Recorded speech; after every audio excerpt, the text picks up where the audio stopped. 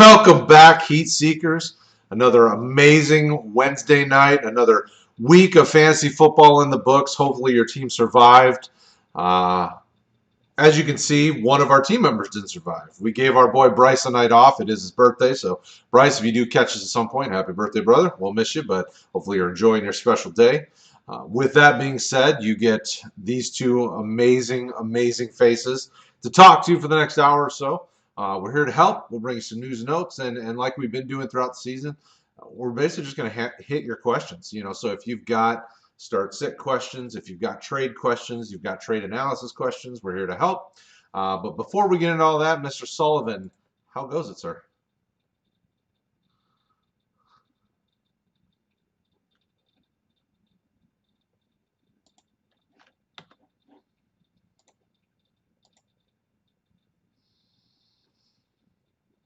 He is always good. He is the sunshine on a cloudy day. All right, so with all that out of the way, let's get it going. So what are our news and notes tonight, Mr. Sullivan?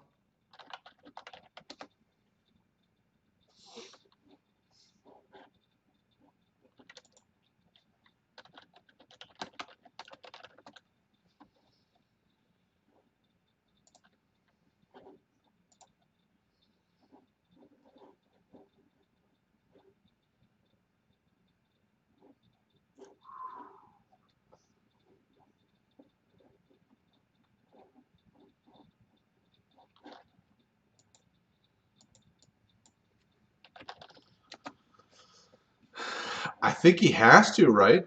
I mean, I think at this point they trust him. Nobody else is really stepping up. N'Keal Harry's been up and down injured. Julian Edelman obviously was out injured. I believe he had surgery recently. Damiere Byrd obviously has some history with Cam, so he gets a little action. Tight ends are non-existent. So I think it's kind of by default. But Jacoby was trusted recently. So, even before Cam with Brady, there was a little bit of love going his way. So I bought in. I've grabbed him in as many spots as I can. Actually, he saved me in the fishbowl this week. I finally got a win because of him. So, my running backs are still killing me, but at least my receivers are filling out. So I don't know. I think I'm on board with him. I like the kid. He's got not only a good story, but a good athletic profile, and he catches the ball. I mean, he's not letting stuff hit the ground very often. How do you feel about him?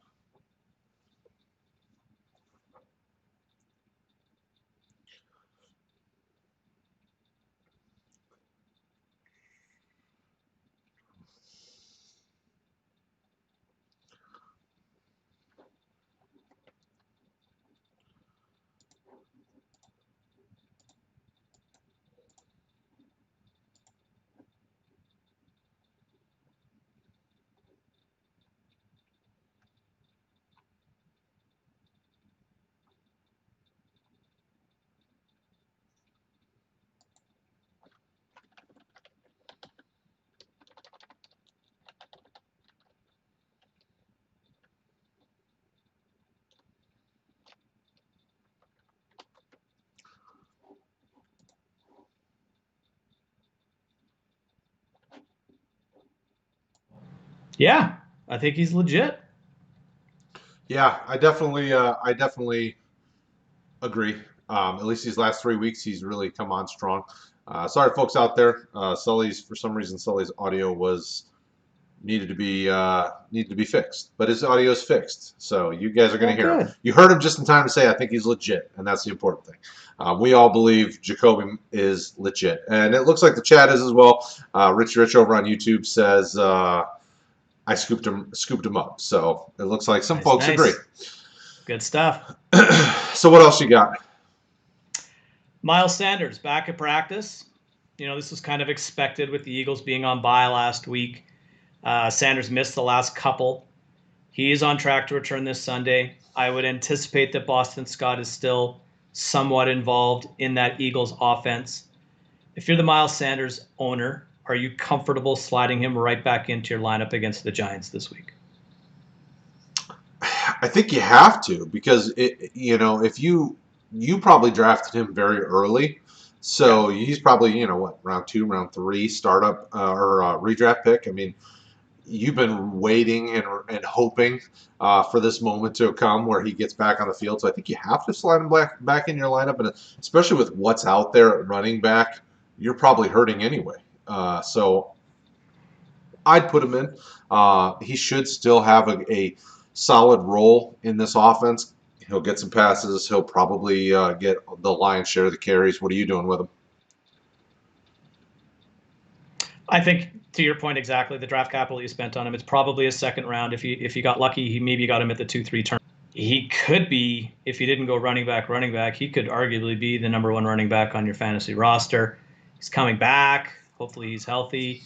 Giants aren't the worst opponent. I think they're 8th or 9th in points allowed to the running back position this season. So yeah, I think you have to drop him in there. And I'm not overly concerned about Boston Scott. He'll get some catches and probably 4 to 6 rushing attempts and call it a day there. Yeah, I think it gives Philly something they need in the offense, which is a playmaker. I mean, there are just so many injuries that they've been dealing with at receiver, tight end, across the board. So, Yeah. there's plenty of targets to go around because there's just not a lot of pass catchers. So, all right, over on YouTube, question: would you trade Galladay away for Mike Evans in standard scoring? I think at this point of the season, if I have to win with the situation that Kenny Golladay finds himself in, yeah, I think you have to. If you are already a playoff team and you're comfortable, maybe not putting up as many points or even taking a loss for a week or two to see how Golladay plays out, I'd prefer to have Kenny Golladay. Mike Evans is, I love the guy. He's an incredibly talented wide receiver. Just seems kind of lost in the shuffle in Tampa. So frustrating as have him on a bunch of teams, but at the same time, if you got to win, it's Evans. If you can hang in there, then it's Golladay. Yeah, yeah. I mean, Evans will at least give you production for the next few weeks, but I would rather stick to Galladay. I know that he is out last week, but when he's in, he's getting you wide receiver 1 production. So I would rather try to Totally. sit on Galladay as best I can because who knows what's going on with Tampa Bay. I mean, you can't tell from week to week who's going to be their star. It's insane. Right. That offense is just all over the place. Chow over on YouTube asks Lazard or Ayuk. Well, Lazard, isn't he still hurt? I think he has a good chance to play this week. He's been practicing for a couple of weeks now. He came off that IR designation where they had that 21-day window. I believe the week that they played the Niners. He traveled to San Francisco, didn't play, and he's continuing to practice. So he could conceivably, whatever that word is, I'm trying to say and Conceivably can't. come back, yeah. Thank you, sir. He could possibly play this week. Let's put it that way. Between those two, though, I like Brandon Ayuk. I think he gives the Niners a bit of an added weapon in terms of rushing in addition to pass catching. I don't know where Deebo Samuel is in terms of his recovery. Last year when Kittle was out is when Samuel sort of took off, so I can see the same trajectory potentially for Ayuk. There's really nothing there. Kendrick Bourne is still on COVID IR. Richie James, let's not chase that. I don't see that happening again, as fun as it was. So Ayuk is by default probably their wide receiver 1. And Mullins is not much, if any, of a downgrade from Jimmy Garoppolo, in my opinion. So I'd go with Brandon Ayuk. What do you think? Yeah, I'm going Ayuk as well. Even if Debo's there, they showed that both have value in this offense. It does look like Mostert is out and Debo is questionable against the Niners or against the Saints this week. So even if Debo plays, I think there's still some value and better value for Ayuk than Lazard. Lazard was looking really good before the injury, but guys don't typically just bounce right back into the role. They normally need a little bit of time to get up to speed. Debo's only been out for a couple weeks, so I think he's got a better chance, even if he does come back, to really step right in and roll. So I think that helps Ayuk there too. So all signs for me point to Ayuk as well. So I'd feel good. I'd feel good starting Ayuk, and probably for the rest of the season the way that offense looks. I think so too. What's your take on Jordan Reed at this point? I've picked up Ross Dwelly everywhere I could. I mean, Okay. I like Jordan Reed. When he's on the field, he still looks like he's got something to give. Um, I just don't. I mean, that injury, the injury front with him, I just never trust it. Dwelly is still getting some action, so if I need a tight end, like in the fishbowl, I drafted Kittle Kelsey back to back. I went out and picked up Dwelly. I didn't pick up Jordan Reed. So Gotcha. I'm not starting Dwelly just yet. Last week I know he did get some action. It wasn't amazing, but if you need kind of a backup filler tight end, I would probably pick him up and see what happens. We're getting close to being past bye weeks at this point soon. Yeah. Hopefully you've got a number one so you're not relying on kind of the waiver wire fodder. Because it's not looking good right now. Yeah, I have a roster that has Kittle, Logan Thomas, and Jordan Reed. And last week I started Jordan Reed and got 0.8 out of him, which is super. And this week I don't know what I'm doing. So I think I'm going to roll with Reed and hope. The Saints are terrible against the tight end, so I'm hoping that it's Jordan Reed and not Mr. Dwelly. I'm about to say, so is Logan Thomas, though he's not hurt, right? No, but his quarterback is changing again, and I don't know if you don't trust Alex Smith quarterback or tight ends, eh? Well, it's a very, very, very small sample size, but you look at what happened with J.D. McKissick last week. As soon as Alex Smith came in, he likes to check down to that running back. I think McKissick had 10 catches, so maybe it's him. Maybe it's Logan Thomas. He is going against Detroit, though, so Detroit loves to let tight ends and running backs and basically everybody score. So you made my team look like a football team last week. It was very interesting. It is great when teams that don't want to win against teams that are trying to make a playoff push. Yeah, and now my coach is probably going to survive because looking at the Vikings schedule, we're going to flip and finish 8-8 probably, and there's nothing worse. So, obviously I'm not a fan of the Vikings or the Bears or the Packers, but when you're looking at the roster making in the team, like you guys are in the middle of jettisoning a ton of crappy contracts and older play. Like, is Zimmer really that bad, or is it just the fact that you're in the middle of transitioning? Zimmer's really never gotten you guys over the hump. I'm not saying he's a good coach. I'm not saying he's really worth keeping through a transition. I'm just saying that your team wasn't really destined to be good this year because there's just so much turnover anyway. You were putting a bunch of rookies on the field and, things just haven't really played out, but I wasn't expecting them to. I think what's telling for me is that darn near every free agent on the defensive side of the football, which Zimmer basically runs, ran out the door the second they could run out the door. And I think that says a lot about him and how he is received inside of that locker room. He's been there a while. He was great for us the first 2 or 3 years. But yeah, he's never got us over the hump. And the Vikings have this incredible ability to not show up when it matters the most. And we saw that in the NFC Championship game where, Minneapolis Miracle, they're flying high. They go into Philly, they take their first possession, 12 plays down the field, look unbelievable, and then they took the rest of the game off and got thumped. And the reward was they could have played the Super Bowl in their home building. But I'm not bitter about it. It's only been 59 years. We'll get one eventually. No, I don't argue. My team is just as rough, and I'm still living on the hopes of 2014, which Cowboys fans still remind me that them and the refs were able to beat us, so I don't know. It is what it is. That's why I like fantasy, so I can try to look at other teams and not my own, because my own is disappointing right now. Yeah, I agree. So back to fantasy, I got another question for you. Preston Williams was placed on IR by the Miami Dolphins. He's got a foot injury of some sort, which is kind of sad. He's kind of an electric wide receiver and fun to watch. There's another electric wide receiver down there on their practice squad that quite possibly is going to be activated. Mr. Callaway. And he hasn't played since 2019. Apparently he's still learning the offense. If he's active, he's got to be their second wide receiver, isn't he? Well, when you look at what they've got talent-wise, he's probably their second most talented receiver. Yeah, they have like 17 slot guys that are not any good. No, yeah, I mean, I think he steps in and gives himself a real chance to be a starting receiver. I mean, all he really has to beat out is Mac Hollins and Jakeem Grant. So, There you you go. know, I think he does step in and gives you a very good chance at production. And we've seen that obviously the move to Tua wasn't a bad one.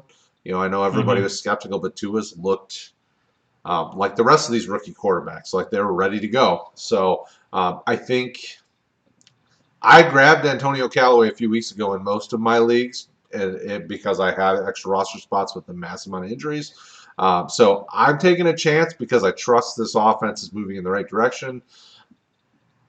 Maybe he's worth something, maybe he's not. In a dynasty format, you should have grabbed him up by now if you could, Yeah. because from a dynasty perspective, he's still young enough. Was he 23? I think he's still young enough that if he's gotten his act together, this is a perfect spot with a young quarterback and a developing offense. That he could wind up being fantasy relevant again. Which I was a believer in Callaway when he came out. I knew he had character issues, but the talent was there. So Yeah, I agree. I like him as a talent. He's just a little troubled, and hopefully he can get his game back on the field and his head back on straight, because I think it's a good landing spot for him in all reality. Is young quarterback. He's got a wide receiver on the other side he can lean on for a little bit of mentoring and learning. And man, he could just run 70 yards down the field or 40 yards down the field. Just go and see if Tua can hit him. He's got that speed. So we shall I see. agree. We do have a question from MathQuest over on YouTube. Welcome back. It's good to see you, bud. What does your gut think we should do with the Colts backfield situation the rest of the season? They have such a nice schedule, but what do we do with Jonathan Taylor? It is a really good schedule. And I have to admit, I was so excited for this last week. I thought that, this was probably his toughest matchup on his schedule the rest of the way. And it looked like he had turned the corner in terms of usage. He was getting a little bit more usage in that backfield. And then he fumbled the football, and then it went back the distance the other way, and he touched the ball twice in the second half. So it's puzzling. I think that clearly, teams don't, or coaches don't really care about our fantasy teams, right? And if you feel as though you put a better product out on the field with a three-headed monster between Hines and Wilkins and Taylor, and that's what you're going to do. You have an old quarterback that, if his name wasn't Philip Rivers, would have been benched weeks ago. But I don't know. It's a great question. I think you stick with him. I just, where you drafted him, what else you got? Um, it's tough. It's really, really tough. I'm in the same situation in a few spots. I just keep rolling him out there and hoping he scores. And that's the good thing. At least last week before he fumbled, he had a touchdown. So I don't know, Brad. What do you think? I mean you. It's a frustrating situation because he's clearly the most talented running back on the team. Um, as a rookie what you're going to get. There's going to be ups and downs. We've seen, was it like 5 or 6 weeks of double-digit scoring from him. Yep. So he can do it. Other rookie running backs are more successful, which is surprising. James Robinson obviously is the top 5 running back right now, undrafted kid. Antonio Gibson, I think, is somewhere in the top 10 to 15. Clyde Edwards-Helaire still top 10. I mean, so many running backs. I think even Swift might be. Now Swift is below him by just a little bit, I think. But there's so much He's talent. It's he's 0.3 points ahead of JT. I just pulled it oh, up. is he? I'm about to say. I Yeah. knew they're right neck and neck, but it's like wow, like the rookie class has been very productive. So I gotta keep leaning on Taylor that mistakes are going to happen from time to time. Uh, there's not enough consistency with Naheem Hines, and Jordan Wilkins isn't nearly as good as Taylor. So I would keep leaning on Taylor. Hopefully your team is built strong enough that, even if Taylor has 7 to 10 points or something, you can still kind of weather that. If you can't, well, then maybe you need to move Taylor for something more consistent. Like, I think it really depends on what your Yeah, team looks like because you didn't draft Taylor in the first or second round of a redraft. right. He was probably more like 4, 5, 6, 7, Yep, 8. probably five, With six. Mac, Marlon Mack would have been probably their highest drafted back coming in. So Yep. he probably shouldn't have been your lead dog anyway. So I would still keep trusting him, and hopefully he's your RB2 because he can still put up RB2 numbers with RB1 upside. It's funny though, like I'm staring at the numbers, and I think it all comes down to what we expect out of the player coming in. So Jonathan Taylor's RB19 on the season. He's averaging 12.68 PPR points a game. Two guys below him is Myles Gaskin. Cool. He's got 98 and a half PPR points. He's missed last week. If you're the Myles Gaskin owner, you're flipping thrilled. If you're the Jonathan Taylor owner, not so much. So, and you brought up DeAndre Swift, and I watched that game last week, the whole game, and it's the same thing. Like Swift is by a mile the most talented guy in that backfield. It's not even close. And he's picking up scraps left over from AP, and even KJ was mixed in there a little bit last week. And honestly, Kerryon Johnson looked pretty good. It's Adrian Peterson that looks like a boat anchor in that offense, and it's just a frustrating thing. But it is what it is with these guys. You just got to ride it out. To your point, Brad, I think better days are ahead. Hopefully. Oh, for sure. I mean, okay, not every week's going to be great. He's a rookie running back. They all have ups and Totally. downs. He's still learning. Yeah. There's still a lot to do, a lot to pick up there.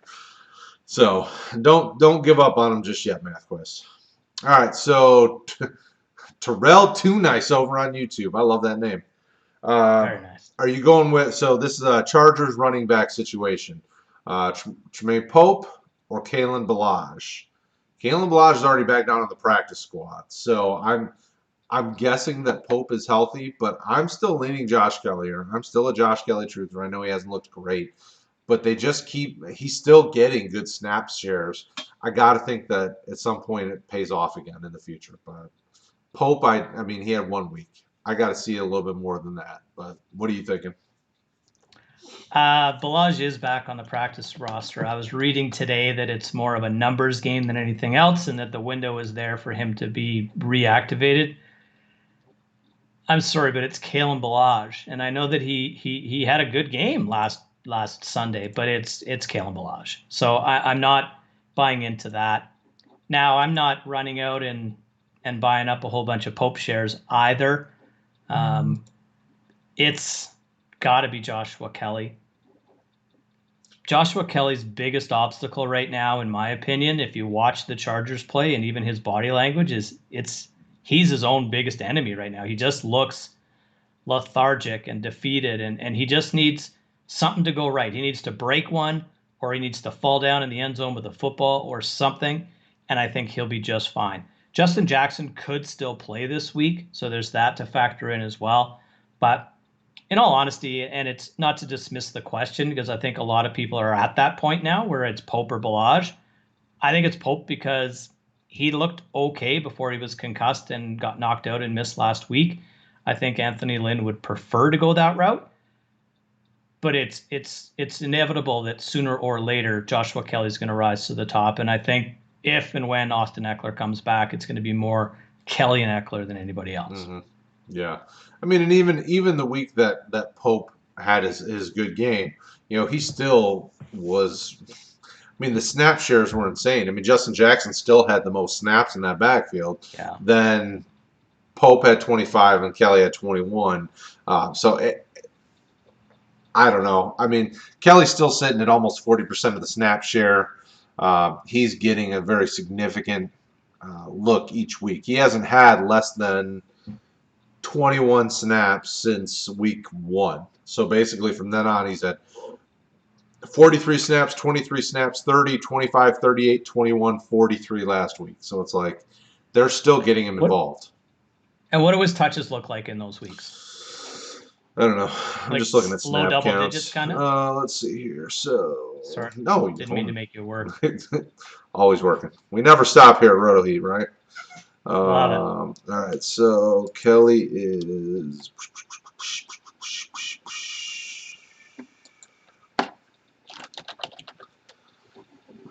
He is getting. All right. So he got 9 touches last week, 7 the week before, 12, 11, 9, 8, and then 23 and 12. So Okay. um, he's sitting right around 10 rushing attempts a week. He's also getting, well, that's rushing attempts. Five receptions last week, 1 the week before, which obviously the Broncos game was his worst game this year. Yeah. Um, then he had 5 receptions, 1, 3, 2, 2. I mean, so he's getting between 10 to 15 touches a week, combined rushing and receiving. That's hard to beat. Yeah. To be honest, that's hard to beat. And I think in the games that I've seen from him, I think his snap count is what it is because he seems to be pretty good in pass pro for a rookie running back. And Justin Herbert's on fire and likes to throw the football, so Right. that makes sense. So, all right. Okay. Any interest in Ryan Null if Montgomery is out? Do you need running back help? Are you desperate? If so, yeah. I mean, if Monty's out, then he's their de facto starting running back, I guess. I mean, I know somebody did mention in one of our chats something about a guy named Lamar Miller, but I think That that some guy was me. that That ship some that guy was ship me. might be sailed. So I don't know. I mean, I don't know, man. I can't shake the feeling that they're gonna like dust him off and roll his old bones out there. I think the more likely scenario is Cordell Patterson is kind of becomes more of a banger and a crasher, and Null is the pass catching guy. I think he had 4 catches and a touchdown yeah, last week, so he has that ability. Again, if you're in a dynasty league, roster him because you never know what's going to happen there. In redraft, you're clinging to whatever you got left if these are your options. And again, not to be dismissive of it because I know that it's out there. We joke about the Scott Fish Bowl. um, I picked up Benjamin in the Scott Fish Bowl just because maybe, right? Like it's that bad for me there. I managed to somehow win last week as well, but that's a whole other story. um, so I don't know. What do you think with Null? Is he I would. desperation startable? No, I'd probably lean Patterson as well, just because they've had him involved all season long. No, I hate to waste a roster spot on a guy that could wind up not doing you any good, and that's Yeah. like if it's just 1 week while Monty's in concussion protocol, I'm not jumping all over that. That's not enough for me. I'd look at Patterson if he's running back eligible in your league. Just use him if you need a desperation play because they're going to give him the ball if Monty's out. I'm not jumping on the Null train just yet.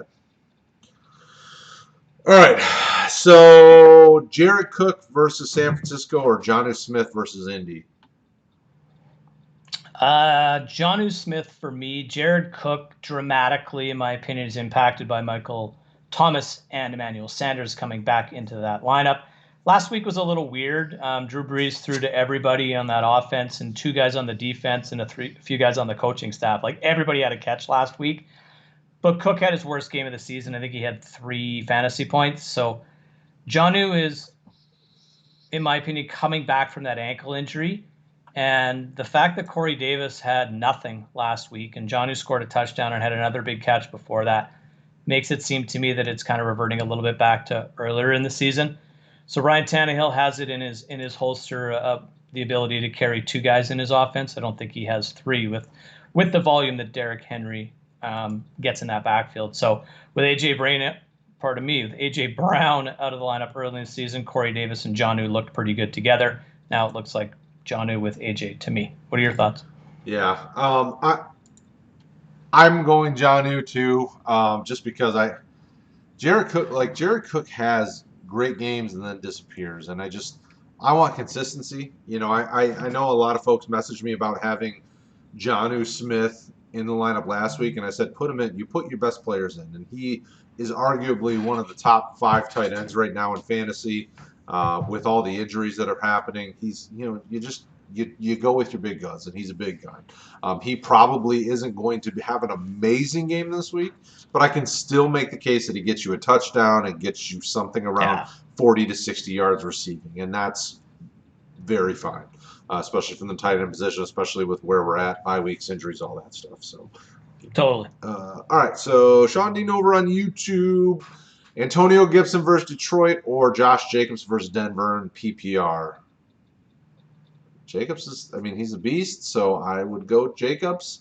Obviously, either one of those are going to have a big week. Detroit sucks, so Gibson will have a good week too. I mean, it's just Gibson's a little banged up. He missed practice today, but it's Wednesday, so don't read too much into that. I think a bigger obstacle for Gibson is what happened again once Alex Smith came into the game. It became more of the J.D. McKissic show. Usually it's a default start against Detroit, but Denver hasn't been lights out in the last bit either. And Jacobs, he's going to get the touches that Gibson won't. So I think I would go with Josh Jacobs there. absolutely. I agree. All right, so another Jonnu question: Jonnu Smith or Mike Gesicki? So Tua doesn't seem to really care for his tight end all that much. What happened to Mike Gesicki? Even with Fitz the last couple of games, he just kind of went away. Well, this has so far been par for the course for him in his career so far. Is he has weeks where he's top 5 to 10 tight end, then he has weeks where he's hiding. Last week he got targeted more. I mean, he got 4 targets, got 342 yards. That's the tough thing is that he's a reliable tight end. They just have to target him. And he went 2 weeks in a row where he only got 2 targets, or I should say 2 games in a row. Only got 2 targets. And it's like that's just, I mean, Adam Shaheen is not a better tight end than Gesicki. So why they would target him over him is besides me. I will say that he's not got the best. He's kind of got like a 50% catch rate so far this year. Almost 22 for 36, 331, and 2 touchdowns. I'm leaning Jonnu Smith, even though he's the Chargers do like to allow the tight ends to get production. You start your best players as much as I like Gesicki. Tennessee plays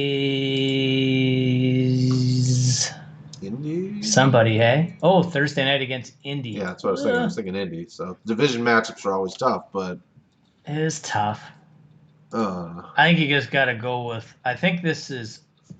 I was watching your Sunday Night Waiver Wire video, and I thought Paul made a really good point. Is that when you're looking at tight ends, it's almost a floor play. I know, right? I won't tell him. I will say Jonnu Smith, simply because I'm looking at Gesicki's numbers this year. He put up 7.2 PPR points last week. It's his 4th best game of the season. He's been a double-digit tight end twice, and he's been a low single-digit tight end numerous times. So, and it doesn't look like Tua really is that smitten with him. So maybe Breida's back. He'll catch a few more passes than the guy that I don't know. What's his name? The new guy? DeAndre Washington. Oh yeah, I forgot about DeAndre Washington. That's another guy. The former Niners undrafted free agent that bounced in Miami. Salvin Ahmad. Yeah. That's it. Thank you. I mean, the tough thing. So from Jonnu's perspective as well, just putting numbers out there for him, he's not gotten a ton of action. The saving grace for him against the Bears was a touchdown. 2 catches, 32 yards, a touchdown. He was only targeted twice, though.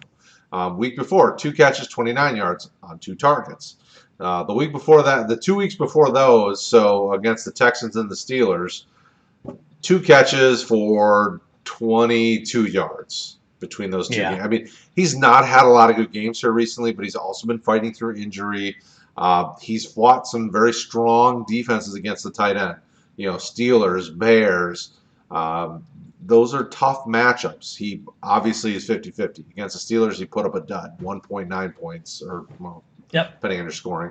But against the Bears, he was double digits. So the Colts are stingy. They're a top 5 defense. I mean, but I expect Tennessee to have to throw the ball too because you don't run on the Colts very well. The Colts are stingy against the run, so there's something's got to give.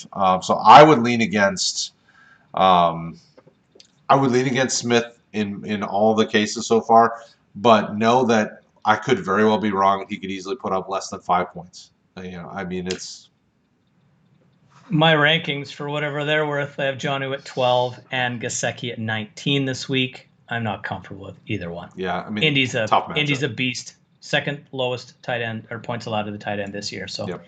it's tough. Unfortunately, the ones that we've been comparing them to so far, when it comes to start sit, it's you don't have a better option. And I apologize, Aldo. I don't think we helped you very much there, but roll with Jonnu. Yeah, I think. I mean, if Tua so the tough thing for Tua is he's never had to really care about a tight end. I mean, think about Alabama; they don't use tight ends except to block. So he's learning how to use a tight end, and maybe we saw obviously last week Gesicki get a little more love from him. Maybe that's a trend moving in the right direction, but we know Tannehill likes Jonnu. I mean, unfortunately, he's just had some tough matchups. Yeah, I think that's an excellent point about Tua and his pedigree coming in because rookie quarterbacks don't necessarily get through their progressions like a veteran like Fitzpatrick would. So if his first look is Devontae Parker and his second look is until the injury Preston Williams and his third look is some slot guy and his fourth look is the tight end, that plays over before he's thrown it to that tight end, right? So I agree. That's a really good point. So, all right. So next question is Ronald Jones or Leonard Fournette? Pass. Both of them. I don't trust any of them anymore. I've been instructed by RotoHeat founder Rick Butts that the answer is always the opposite of Ronald Jones. Except this week they play the Carolina Panthers, and the one thing that you can do on Carolina is run. So we've seen Arians run Ronald Jones out there early in both the start of the game and the start of the half the last 2 weeks. I just happened to have watched a bunch of Tampa games because it was a Sunday nighter and a Monday nighter, and until the game got total. Well, last week they ran the ball 5 times, so I can't even explain that. But until Rojo fumbled that football against the Giants, it looked like it was his backfield. So I think he's going to get the start against Carolina, and I think he's going to get that opportunity. If he can produce, he's not coming off the field. It's going to be that much harder for Fournette, in my opinion, to get the necessary touches to be the guy. But I also have Fournette ranked higher than Ronald Jones. So I'm really hypocritical on this one. I think it's the pass-catching ability of Fournette that puts him ahead of Jones. So I'll narrowly go with Fournette. I'm about to say, and I will help you confirm your point because of what happened in their first matchup. So in the first matchup against the Panthers, Ronald Jones, who's currently like RB 13, had 7 carries for 23 yards and a touchdown, 2 catches for 4 yards. Leonard Fournette, who's currently like RB 41, had 12 carries for 103 yards and 2 touchdowns, and 4 catches for 13 yards. So against the Panthers. But what was his longest run in that game? Oh gosh, his one run wasn't it like ridiculously long? Yeah, so you got to kind of put that into perspective, right? I think it was at least 70 yards. Yeah, I think that was the 70. Yeah, I'd have to look, but I know it was over 70. Yeah, absolutely. Panthers seem to be good, right? Yeah, Panthers seem to be good against the run, minus a big chunk play against Tampa. But I would go Fournette as well. As much as it's hard to trust anybody in that backfield, because if Arians gets mad, then you don't play. Like you fumble, you look at him funny, you take his hat. I don't know. Whatever you do that he doesn't like, he's gonna bet you. And it could be the tale of 2 halves. It could start out Rojo and finish Fournette. They both could have. I mean, and they both had fantasy relevance. They both got touchdowns against the Panthers, so you're not really gonna go wrong. But one could go off and one could go meh. Firecracker versus a bottle rocket kind of thing. Well said. So pick 2 wide receivers: Antonio Brown, Cooper Kupp, Emmanuel Sanders, Robert Woods. I'll let you take this one first. This one's fun for me. The Seattle Seahawks have allowed 16 top 24 wide receiver finishes this season. They've played 8 games. It's Cooper Kupp and it's Robert Woods, and it's not even close. Take them both and let's go. The only thing that you might have to be concerned about is Kupp's got a bit of a nagging wrist injury, but that's it. It's start everybody against Seattle. I absolutely agree because I was on the opposite end of the AB love fest that was going on the last few weeks when people were talking about comeback. Had no interest. Like wrong offense. Arians hates him, and it showed quickly. We don't want to give him the ball anymore. We threw it to him a bunch of times, but that was our mistake. Well, it was your mistake. You're the coach. It's interesting though because doesn't it just reek of coach and player like quarterback kind of pushing and shoving against each other here? It's gonna be very interesting. They should just fight and get it over with. They're both 70 years old. Might as well just let them have their grumpy old man competition and be done with it. Yeah, I'm going Cup and Woods as well because I have very little faith in Seattle's pass defense. It is basically a sieve. They will let everybody score. I probably scored a receiving touchdown last week, and I just don't know about it. Let's see. Are the Bucs going to go crazy through and try to fix this against Carolina this week? Like Brady was not great against the Giants. He was honestly as bad as I have ever seen him on Sunday. Like I couldn't figure out what was going on there. I know that AB ran a few. He ran the wrong route a couple of times and made Brady look even worse than he was. But you got to figure that they want to get that passing game going and get Brady back on track, right? He's not that far off of his 5 touchdown, 300 and change. I know it's not fantasy relevant, but fantasy wise, he's QB7. Like he still has the ability to do what he can do. Like is this not the game to just go crazy and feed AB and let Godwin's fingers heal for a couple more days? Like last week, I get it. It was a divisional game and it was a huge game. You wanted him in the lineup. You should be able to beat the Panthers this week without Christian McCaffrey and a young defense and all that other stuff. They're impressive, but you should still be able to beat the doors off them. Yeah, I mean, you would like to think that would be the case, but Arians wants to run though. Like that's always been his goal is to run to set up the pass. It just so happened that it didn't happen a lot. I mean, it's kind of been up and down all season. I think they're really still trying to work that relationship out. I mean, remember, no off season. Most of these teams, we said it a ton of times early in the season. Most of these teams were spending the first 4 weeks trying to figure out kind of what their roster looked like and how their lineups need to look. So I still think Arians, when you look at Arians of the past, he wanted to run first, and he still had very dynamic offenses that had a lot of downfield passing, which is why he kept Jameis the first place because Jameis could push the ball down the field. Brady, we see, is still being able to do it, but the running game, I think he's been trying to work that out with Rojo and Fournette and all of that. I mean, even Vaughn had a week where he was valuable for one game. So I still lean on they want to run the ball, and there's just too many pass-catching options that it's hard for me to really trust whatever they are doing on offense outside of the running backs. Like, I've got Rojo and I've got Fournette in a few leagues. In most leagues, I start one of them any given Sunday because they have value. So I didn't think we were allowed to have any Rojo shares. I got rid of all of mine. I thought that was price of admission to be here.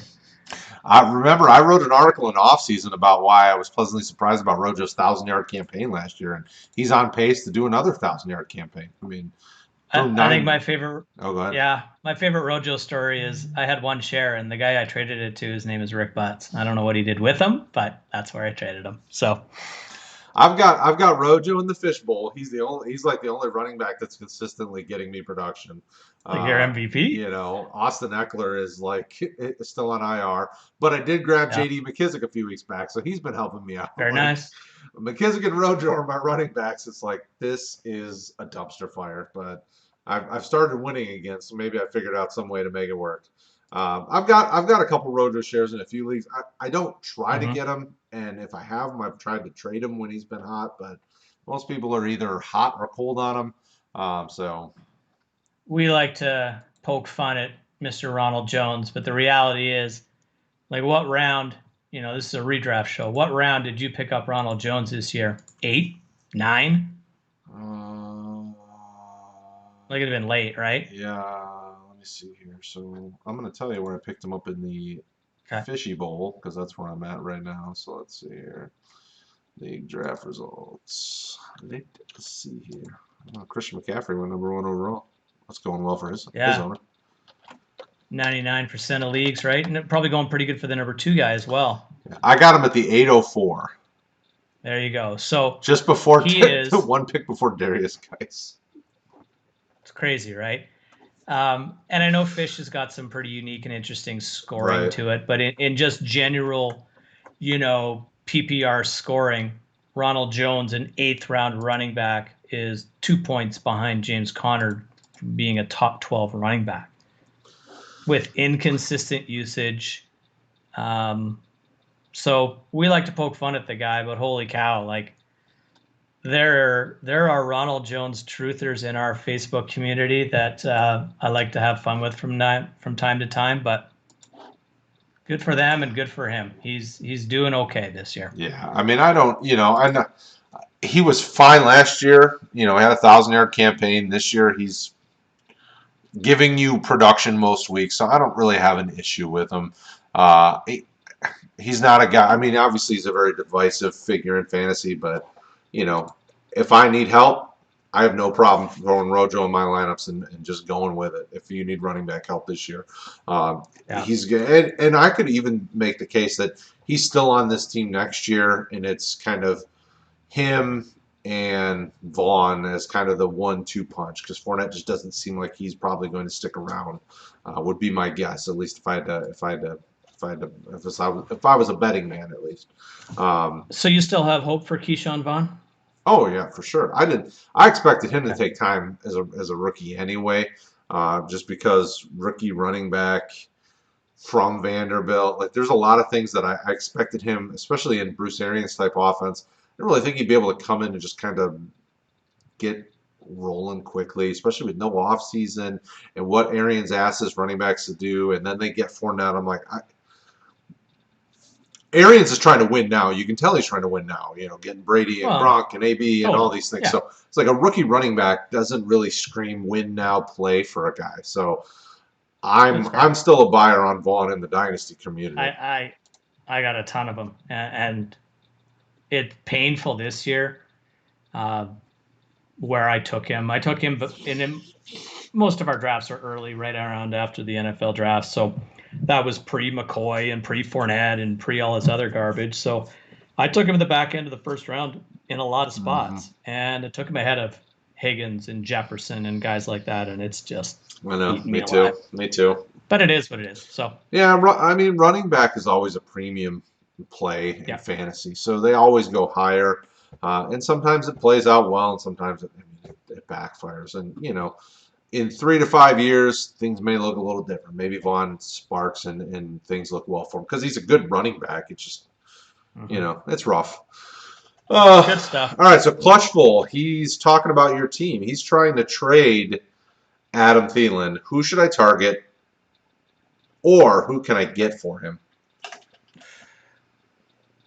Thielen's a tough guy to trade right now, and he's a top talented wide receiver. But here's the reality. If Dalvin Cook is going to continue running for, and he's not going to continue running for 200 yards a game, but if he's going to continue to get his 25, 30 touches a game, and he's going to run for many yards, then Cousins isn't going to throw the ball. I think he threw the ball 20 times last week.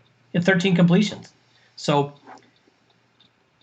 Thielen is definitely capped by that in the offense. But I don't know, Brad. What do you think? I struggle to find out what he would be worth, to be honest. Well, when you look at, and I was just kind of looking at some of his, so Clutchful, I think the question really isn't necessarily who or what can you target to get from, but like what is your need? So if you're competing, Adam Thielen's probably your wide receiver 2, I'm guessing right now, maybe wide receiver 3, depending on how you drafted. Where are you strong where are you weak? What's your need? I wouldn't just jump to get rid of him because there's still. I mean, he's still got value, and he's probably still in your starting lineup. Would be my guess.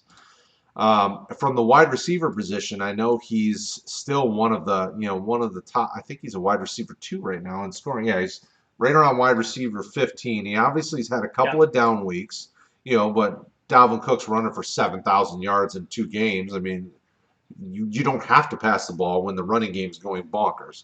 But next up, they're facing teams that are a little bit stronger against the run. The Bears are not a shabby team when it comes to running. The Cowboys, that's a sieve. They'll probably go run. Jaguars or Panthers and Jaguars. Those could be tougher matchups.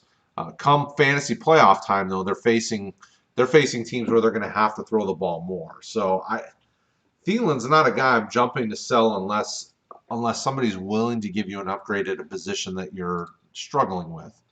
Problem is, yeah, and the problem is you're selling him coming off of 5.7 and 5.8 PPR points, and it looks like the wheels have fallen off, right? If you were selling him back in the 26, 29, 31 point weeks, it's a different story. So it's tough. It's tough. And Justin Jefferson's emerging. He's exceeding expectations as a rookie wide receiver, and he's relevant. And that hurts because when you throw the ball 20 times and Irv Smith catches 2 touchdown passes and Justin Jefferson's catching 40-yard, out routes, there's not a lot of meat left on that bone for your wide receivers. So yeah, it's a tough one.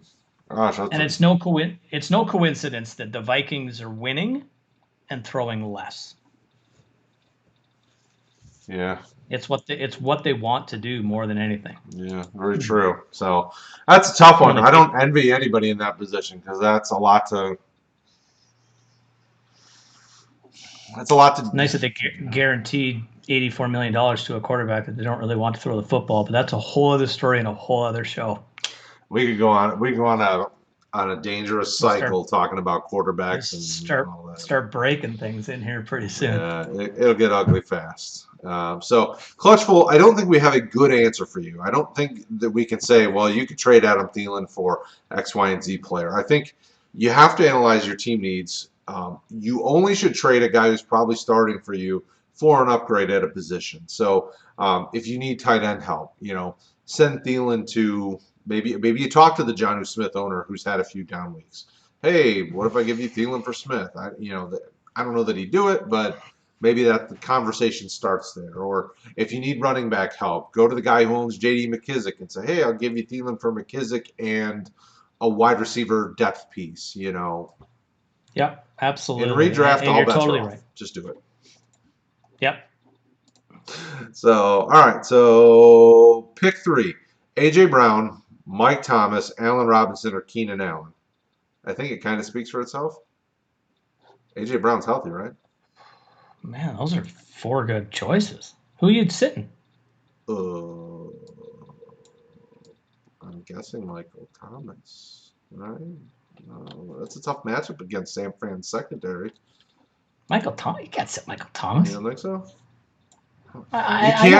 You can't sit Keenan Allen, Robinson. I mean, it comes down in my mind to A.J. Brown or Michael Thomas. A.J. Brown's facing Indy. Yeah, I'm sitting A.J. Brown. What are my awesome rankings that everybody can't get enough of? If you are looking at Sully's rankings on rotoheat.com, you're missing the boat, people. He gives it to you every week. He gives it to you strong. Huh. He probably has A.J. Brown ranked higher than Michael Thomas. I have A.J. Brown ranked higher than all of them right now. A.J. Brown going against stupid rankings. A.J. Brown's probably going against Xavier Rhodes. That's a tough matchup. Not the Xavier Rhodes I remember. Well, the Xavier Rhodes that went to Indy, it's a tough matchup because he's good in Indy. See, he got out from underneath Zimmer and he was reborn and he's good again. I will sit. It's A.J. Brown. You can't sit Allen Robinson against the Vikings' trash defense. Keenan Allen's going to go crazy, and Michael Thomas is Michael Thomas. So, yeah. You have to sit A.J. Brown, and I have to redo my rankings. You hear it first. Rankings updates coming. And A.J. Brown is not going to be at the top of the list. All right. So, now that Alex Smith who has an inclination to do check down passes to his running backs, has taken over as a QB role. Does this make McKissick a solid fallback choice? Yeah, absolutely, in half-point PPR. Yeah, I started him the last 2 weeks, and during the Kyle Allen show because Kyle Allen was targeting him too. McKissick's no slouch right now. I mean, um, really, since week 2, he's still getting you, 7+ points a game, fantasy points per game. So seven. So just looking just pulled them up on MFL here, which is obviously not ESPN or any of those others. 7.3, 7.7, 8.6, 8.9, 13.9, 8.6, 13.7. I mean, so he's getting you probably back end RB2 production most weeks. So that's playable in my mind. As a fallback choice, 100%, right? Like he's RB, 34 on the season. So he's a top 36 running back. So he's a flex guy for you most weeks if you need him to be. I have a dynasty team and it's terrible and it's in the middle of a redraft and it's been limping along all season with J.D. McKissick, Gus Edwards, and J.K. Dobbins. And all of a sudden, it's not looking so bad. But to Brad's point, McKissick is relevant. He's catching passes. He's healthy for the first time in his life. And Alex Smith likes him. Clearly, Alex Smith likes a running back that can catch the ball. I think he's absolutely relevant. The half point PPR, mutes his value a little bit, but still, anytime you get points for catches, and you do here, I think he's a guy that definitely has some relevance, specifically as a fallback, like you said. Yeah, for sure. All right, so we're wrapping it up here. Last question of the night: Rieger or Shepard the rest of the season? That's a great question. Actually, we got one more question after that. James Martin just dropped in, so we don't want to leave him hanging. We got a couple minutes. Rieger or Shepard the rest of the season? Oh, that's a tough one. Talent-wise, Rieger. Yeah. Fantasy value-wise, probably Shepard. Yeah. I'm just trying to pull up Shepard's numbers, and I know he hasn't been the healthiest cat in the world, but he's been incredibly productive when he's been on the field. Rieger's awesome, and he's only going to get better. It's interesting in Philly, right? Everybody was hurt, and now slowly they're starting to come back. Alshon Jeffrey might play this week. Travis Fulgham is their de facto number 1 wide receiver. Miles Sanders is coming back into the lineup. Dallas Goedert, who Brad and I have been telling everybody for the last month to pick up, is coming back into their lineup. So it'll be interesting. I think Rieger doesn't see the targets that Shepard does, and I don't think he sees the relevant targets. Like I think Shepard's going to be more red zone relevant, and this is more gut feel than anything else. I don't have any statistical information to back this up. I just think that Rieger will be a slower developing wide receiver, and in the end, his talent takes over. But for rest of season, I'll lean to Sterling Shepard. Yep. Yourself, Mr. Menendez? Yeah, I would agree. I mean, rookie wide receivers are hard to trust. I mean, even the great ones like Chase Claypool, he appears to have been hot and then not and then hot and then not. I mean, up and down and up and down. And he's been healthy. Obviously different situation. I mean, everything's different. But Sterling Shepard, at least the last 3 weeks, he's been healthy and getting double-digit points. Even against Washington, who is, number 1 against the pass right now. I mean, like they've got like the best pass defense in the league somehow, which is baffling to me. When you play the NFC East teams, that helps you, I'm sure. Yes. And he got a nice pass rush. Yeah, and they have a very nice pass rush. So he still got 8 targets and still hauled in 6 of them. Plus they get him involved rushing randomly. I mean, with Barkley out. So I mean, he just has more upside for me at least the rest of this season. Great. All right, so James Martin over on YouTube. I need to drop Cooper, AB, Crowder, or Fulgham. You need to drop one of those guys. Dropping somebody. AB. In my mind, AB. Fulgham appears to be wide receiver 1. Crowder is the best receiver in the Jets. AB drives me crazy. And Cooper, Dallas. Stop ruining a perfectly good wide receiver. and a perfectly good running back and a perfectly good everything. Although That's a Garrett really Gilbert could have fixed it. hey, he looked okay. Like, He's almost 30, so he's probably learned the offense by now. and let's face it, like it's good work if you can follow Ben DiNucci, right? Right. Everybody looks great Like, compared to like him. I'm gonna follow that guy around to this next team and hope to come in after him. I'm dropping AB as well. Like it's I the only thing that really gets me is I'm pretty sure that Tampa's fantasy playoff schedule is Minnesota, Detroit, and Atlanta. Ooh.